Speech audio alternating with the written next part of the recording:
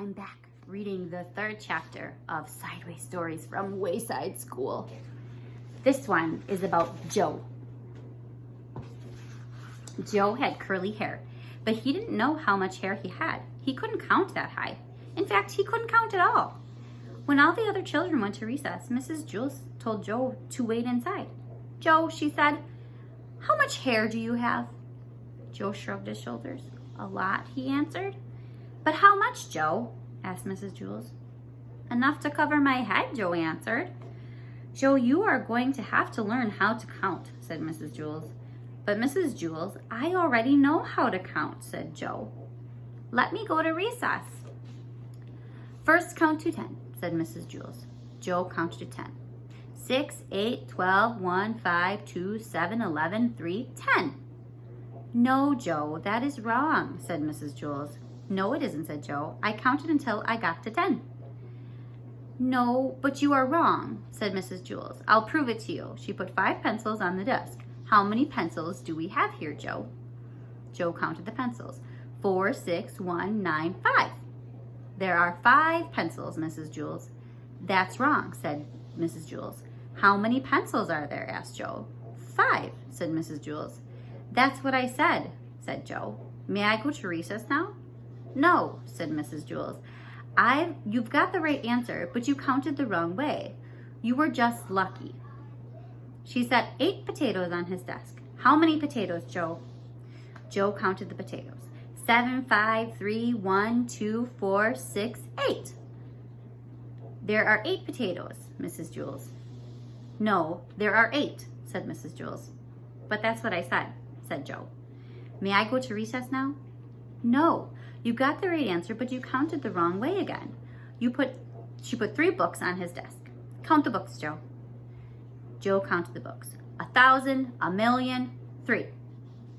3, Mrs. Jules. "Correct," said Mrs. Jules. "May I go to recess now?" Joe asked. "No," said Mrs. Jules. "May I have a potato?" asked Joe. "No. Listen to me. 1, 2, 3, 4, 5, 6, 7, 8, 9, 10, said Mrs. Jules. "Now you say it." 1, 2, 3, 4, 5, 6, 7, 8, 9, 10, said Joe. "Very good," said Mrs. Jules. She put 6 erasers on his desk.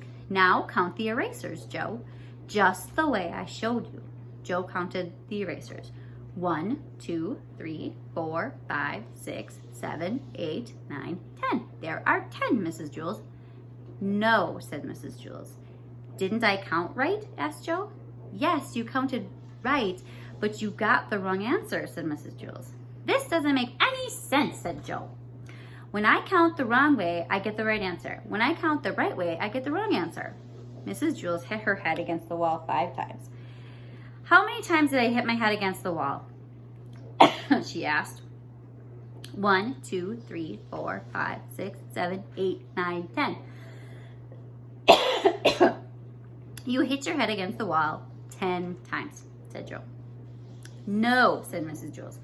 4, 6, 1, 9, 5. "You hit your head 5 times, said Joe.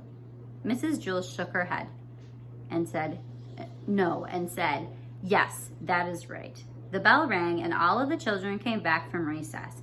The fresh air made them very excited and they were laughing and shouting. "Oh, darn," said Joe. "Now I missed recess." "Hey, Joe, where were you?" asked John. "You missed a great game of kickball." "I kicked a home run," said Todd. "What's wrong with you, Joe?" asked Joy. "Nothing," said Joe. "Mrs. Jules was just trying to teach me how to count." Joy laughed. "You mean you don't know how to count?" "Counting is easy," said Maurizia. Now, said Mrs. Jules, "what's easy for you may not be easy for Joe, and what's easy for Joe may not be easy for you." I can beat you up," said Joe. "Try it," said Maurizia. Oh, wait, go back. "Nothing's easy for Joe," said Maurizia. "He's stupid." "I can beat you up," said Joe. "Try it," said Maurizia.